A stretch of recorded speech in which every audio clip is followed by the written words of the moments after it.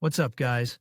I'm Chad Barnes, and welcome to the channel. Here, it's all about real car talk, from simple fixes to smart driving tips and keeping your ride in top shape. If that sounds good to you, go ahead and give the video a thumbs up. Hit that subscribe button and make sure you watch all the way through. There's a lot of good stuff coming. Let's get to it. Braking system makes sure the car has ABS. This is strange for modern cars, but the Jimny has been produced for a very long time and appeared before ABS and ESP became mandatory on all passenger cars. In addition, the model was certified in some countries as a cargo or off-road vehicle. The cars were imported to us from all over the world, including Brazilian copies, and in this country they do not treat safety in the most attentive way. On such high short wheelbase car, and even with rigidly connected all-wheel drive, work with brakes without ABS requires extremely high qualification of the driver. In rear-wheel drive mode, at least the front axle will be simply blocked, provided the brakes are in good working order, but in all-wheel drive mode, blocking of all wheels will turn the car into an unstabilized piece of iron dangling on the road. In general, if you do not have contra-vehicle training with a focus on classic sporty style without electronics and you do not know how to work with brakes on the edge, you definitely do not need a car without ABS. At the same time, it surprises a great number of potential suicides on Jimny, to whom ABS interferes triggers at braking in corners, on the ground and so on. And it interferes so much that they remove it, often together with the brake force regulator of the rear axle, which was put on cars up to 2005. What can be said about such tuning? Not only is it illegal, but the arguments are ridiculous. What else unnecessary? Remove the past owner of the car, you risk to find out, lying on the roof in a ravine.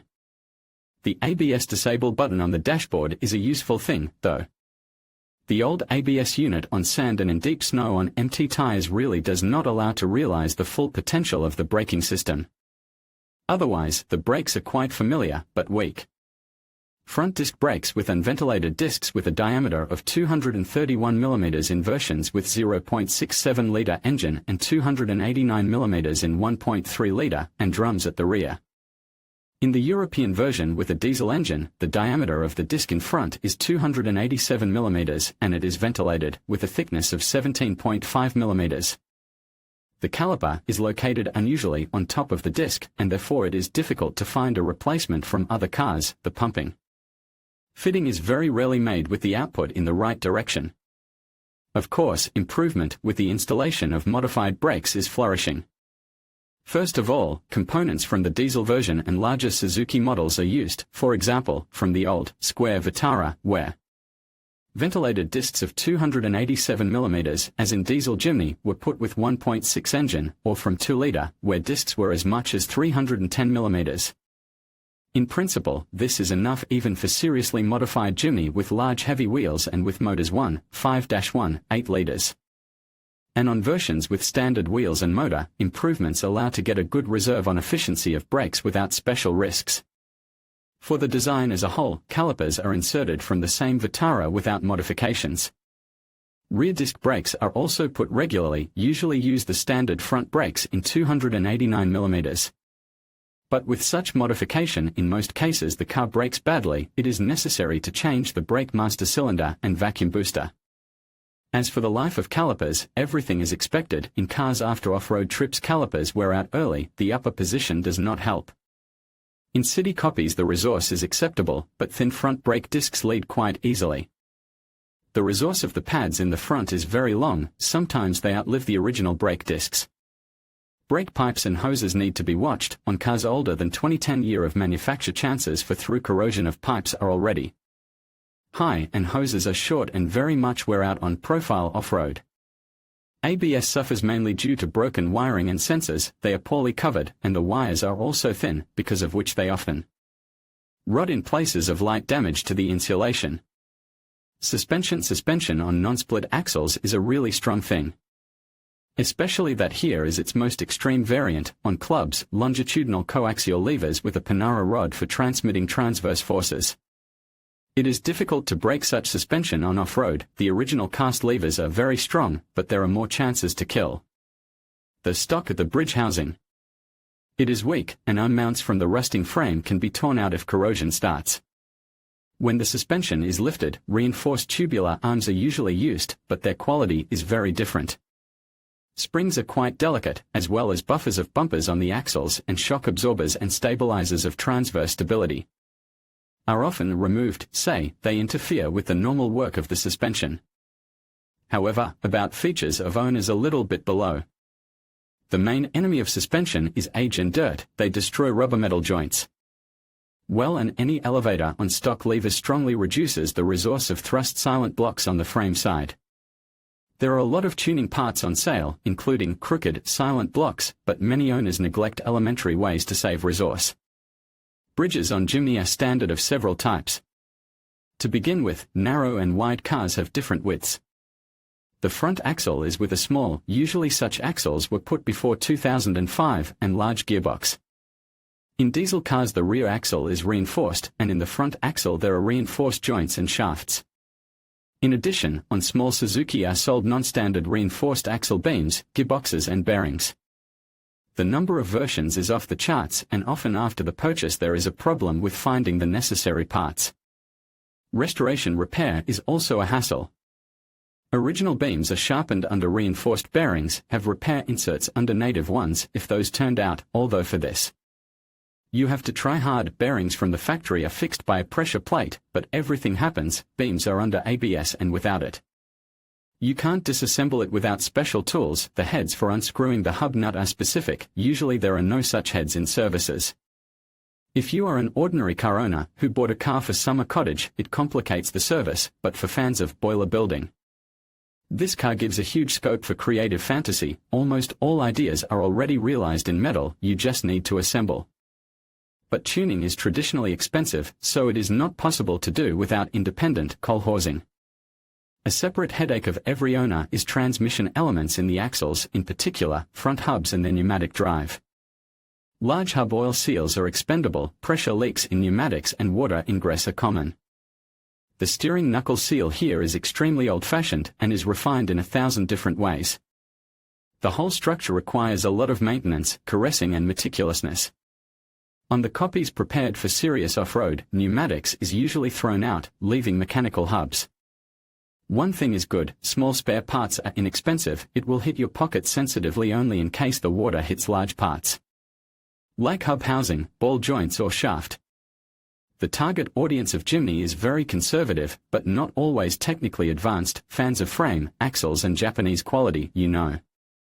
As a result, the concentration of superstitions and misconceptions in this environment is quite high, and stories about how a frame Jimny tore another conventional Camry or Lada to shreds in an accident are suspiciously frequent on specialized resources. Hence the trust to the authorities, stating about the harm not only of stabilizers of transverse stability, but also of shock absorbers. And also mass use of tuning elements, made of incomprehensible steel in an unknown place. The number of possible problems it greatly increases, and the buyer can deliver a bunch of unusual impressions at the first serious repair. And it is good, if not at sorting out the reasons of road accident. The steering is strong, but not eternal. All Europeans have power steering by default, and Japanese cars with a 0.7-liter engine may not have power steering. Many owners consider the backlash of 30 degrees almost normal, so when buying be more careful. The pump itself is usually serviceable if the system did not work on water or simply without oil. Pulls and lugs are inexpensive, but taking into account the off-road rubber, heavy axles and peculiarities of operation, the steering has a hard time.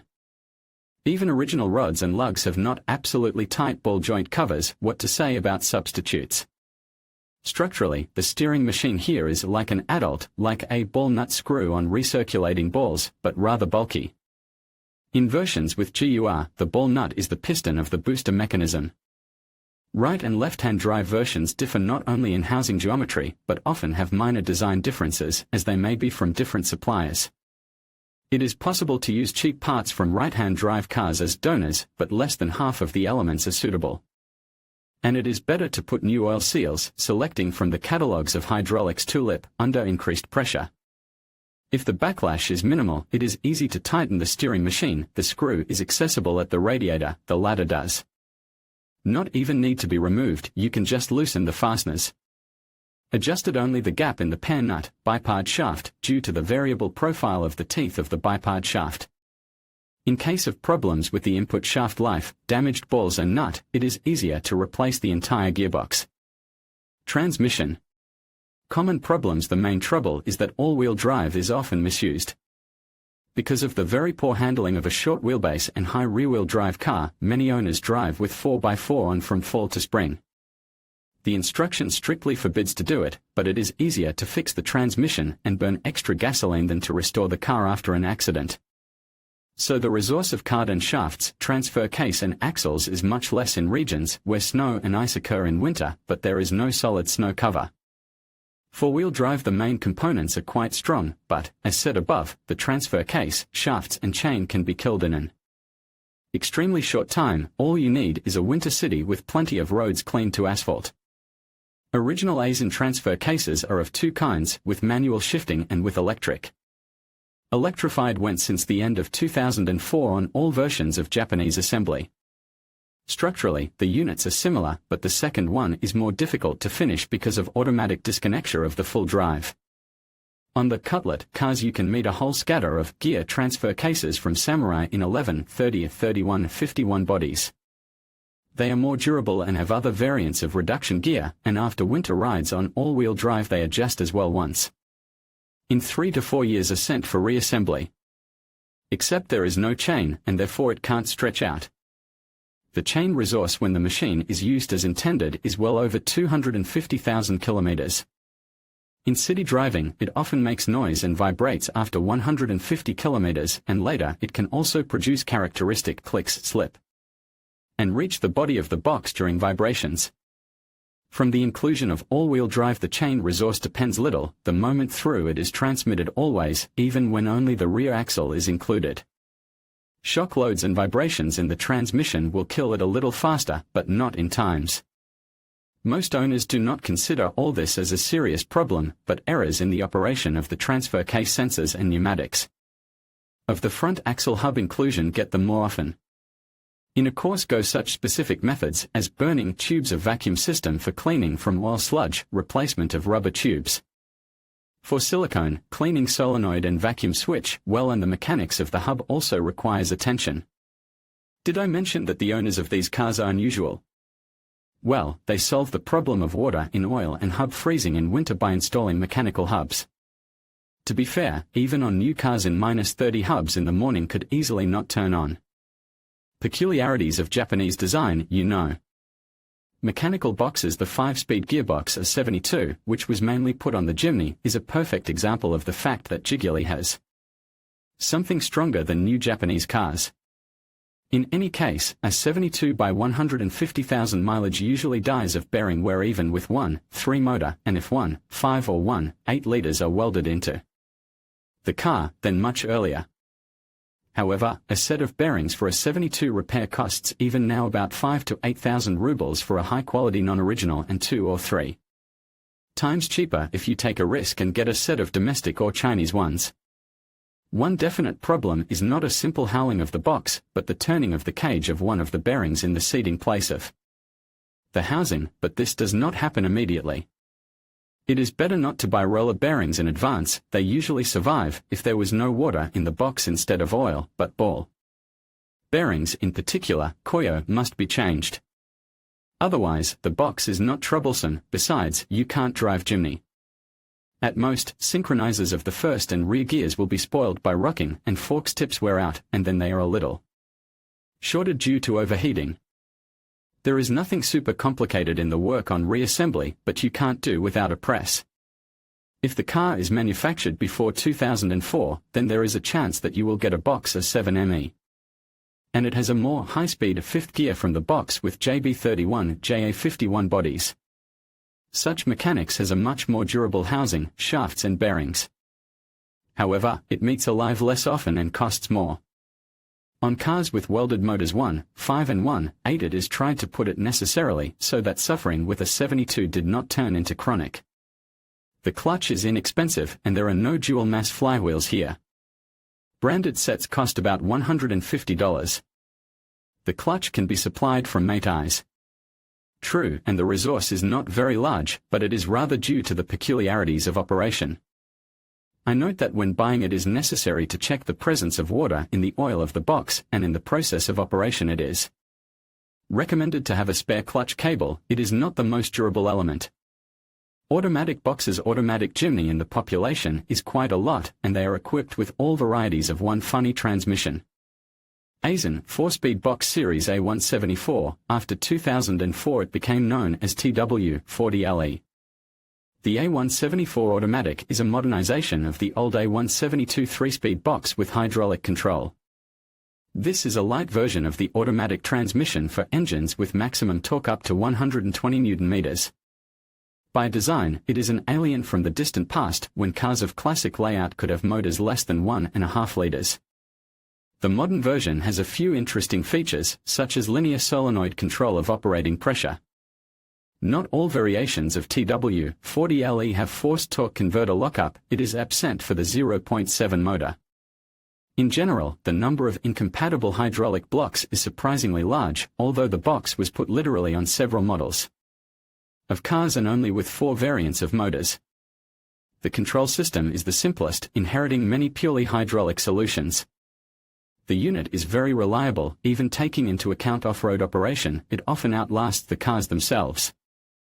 And on K-cars such transmission is simply eternal if you do not forget to change oil sometimes. Most of the killed boxes are either burned off-road or drowned in Fords. And sometimes just left without oil for some reason, although there is even a dipstick here, and topping up the oil is not a problem. The filter in the crankcase of A174 is metal, and it is often just washed, but in newer TW40 it is plastic, disposable and cheap. It is enough to change oil once in 60,000 mileage. More often it is simply not necessary. A 174 is an example of reasonable economy. The wiring is simple, electronics is minimal, 4 to 5 solenoids, temperature sensor, and 2-speed sensors. Hydraulic accumulators are reliable, with plastic piston, rubber seals rings and spring.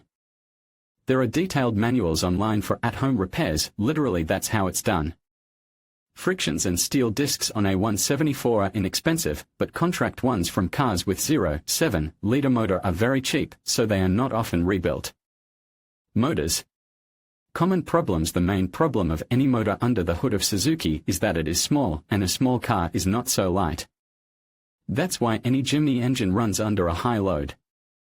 On top of that, the Jimny is an off-roader, and it's written to drive on mud and try its best to get out of the next trap. If you think that a longitudinal motor leaves a lot of space under the hood, this time it is not so.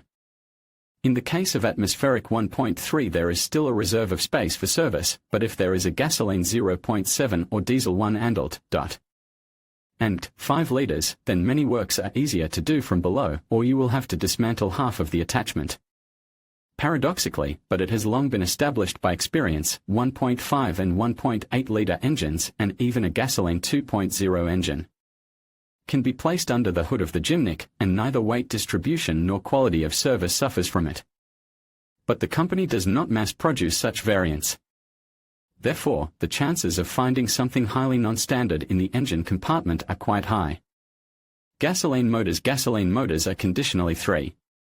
And none of them is related to the famous Hayabusa in a Japanese variant, 3-cylinder K6A with a volume of 0.66 liters, 57 horsepower, which is more often referred to as 0.7 liters, and it is surprisingly popular. Until mid-2000, cars were equipped with a 1.3 G13BB engine with up to 86 horsepower. After that, the cars got the 1.3 series M13A with about the same power, and after 2005 it was modernized a bit. Let's start with the most fun of them all, the mighty K6A. It is made in an aluminum block, with wet cast iron liners and chain-driven timing. There are 12 valves, there are no hydrocompensators, the clearances are adjusted by tappets. Turbocharging is provided by a tiny turbine IHI Hitachi VZ47 or HT07-4A. Such Chinese turbines cost 8 to 13,000 in assembly. Their resource is quite acceptable. In any case, the original ones usually last up to a mileage of thousands of 200 kilometers, and Chinese ones, sometimes, work up to 100,000. The engine design is extremely practical and without any special tricks. The crankshaft in general inspires respect with its monumentality, the casings are thick. And no balances, everything is motorcycle style. However, in disassembly it is necessary to strictly adhere to the order set by the manufacturer, everything is made compactly, with a maximum of rigid connections on the intake side and without the possibility to press and correct. Contrary to the popular opinion about disposability of such equipment, the engine K6A, firstly, has an excellent resource of a piston group, much for 250,000 kilometers, and secondly, is normally reassembled. Except that the availability of spare parts for Japanese motors in our country can be very average. Often it is easier to order large sets for repair than to search separately for elements of the constructor. There's a surprise with the power too. Nominally, this is the weakest motor for Jimny, only 57 to 65 horsepower.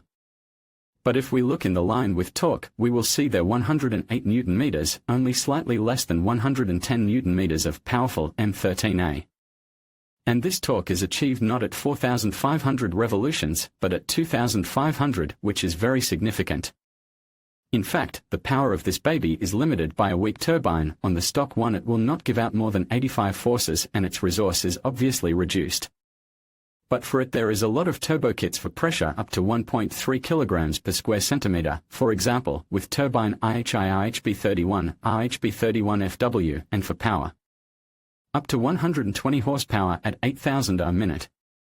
And the version K6A on Caterham 160 was accelerated by fans up to 200 forces. But even without tuning, this engine has power up to 3,500 RPM higher than atmosphere, and with tuning it is just a king. However, there are doubts about the resource and the price of tuning is too high. It is much cheaper to put a modest M18A, it will give more than moderately tuned K6A. Unless, of course, it is not a Lotus 7 clone in which every gram is taken into account. Anyway, K6A is rarely tuned on Jimny, and its only advantage many owners consider ridiculous prices for contract units.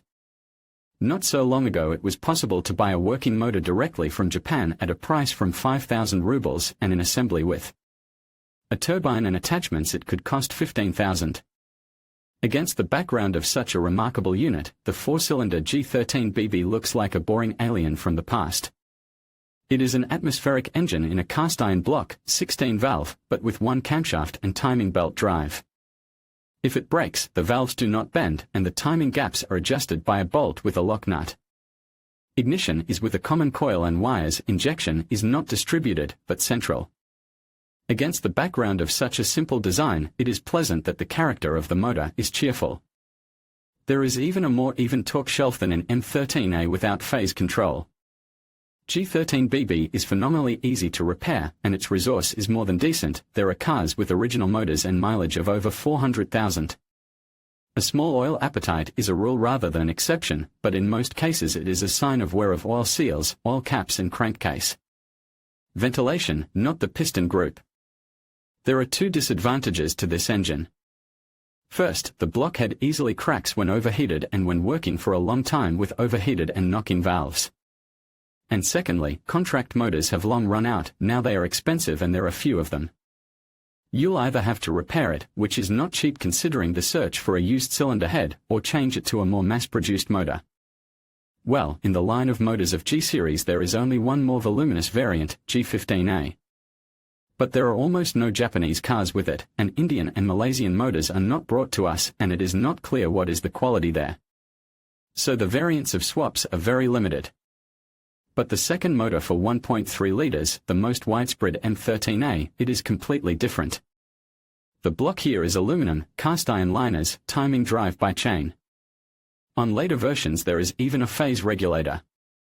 Injection is distributed, ignition coils are individual, everything is simple and logical. Extra bonus, in the line of M motors there are variants with volume up to 1.8 liters and it is easy to replace 1.3 with 1 adult, Diotandit 8. Especially since the units are widely available on the aftermarket and are inexpensive even with a good auction valuation. Did you know that it is not without disadvantages? The disadvantages are high price of spare parts and much higher cost of valve adjustment. And also a tendency for oil rings to seize up when the mileage exceeds 150,000. It almost does not depend on the choice of oil. And as a cherry on the cake, there are wet liners as well as on K6A, but they have a bad habit of sagging, which causes regular breakdowns of the cylinder head gasket. Repairs even come with a metal graphite gasket rather than a metal gasket, and in some cases owners are looking for old-school vaporite gaskets so they don't have to replace them too often. Fortunately, sagging of liners concerns mainly machines after overheating or at high mileage, and with competent treatment the problem does not manifest itself repeatedly. Is this motor better than G13BB? Yes, at least by the fact that after a hydrostroke or overheating, when the pistons are already melting, which is unfortunately not rare for an off-roader, the motor can be easily and cheaply replaced. And on extremely inexpensive 1.5 or even 1.8. And about the disadvantages you just need to know in advance and be ready for them. Diesel motors. 1.5-liter diesel is a very desirable motor for many Suzuki drivers. Spanish branch of the company, Santana Motors, has made a factory weld of Renault K9K diesel under the hood of Jimny. The motors have their own unique crankcase and the intake and exhaust have been heavily modified, but the basic design is unchanged. True, the engine has lost power due to the compact intake, and the transmission holds the torque of the diesel with difficulty. Unfortunately, there is not the most successful variant of fuel equipment. Spaniards have chosen Delphi, and in general there are a lot of small unique components. Also, the system is not read by the scanner from Renault. To take or not to take? The Jimny is unique in its class and has no competitors. It is very rugged and passable with minimal weight and dimensions. But everything is spoiled by tuning, absurd love to off-roaders and belief in frame and axles as the most reliable in operation constructions. A huge number of people buy this car because it is small and real Jeep. It is bought by girls for trips around the city and just those who slightly did not have enough for Land Cruiser but wanted a frame SUV. If you realize that it is a small but rather complicated car with very bad handling on slippery roads and questionable ergonomics, and that it is intended for conditions when you need to regularly overcome severe off-road on which a crossover will fall apart, Jimny will not disappoint you. If you just wanted something small and cheap for the city, but at the same time and four-wheel drive, what if it's winter? And a frame, what if there's an accident? It's better to pass by. Read up on the differences between the different types of four-wheel drive and why frame cars aren't the safest. This will save you a lot of nerves and money. In conclusion, the Suzuki Jimny III presents an intriguing option for those seeking a compact off-roader, especially at a price point around $15,000. However, potential buyers should be cautious of its limitations, particularly the underwhelming manual transmission and the risks associated with aftermarket tuning. While the Jimny has its charm and capabilities, it's essential to weigh these factors carefully before making a decision. Ultimately, understanding both the strengths and weaknesses of this vehicle will help ensure that your investment aligns with your expectations and driving needs.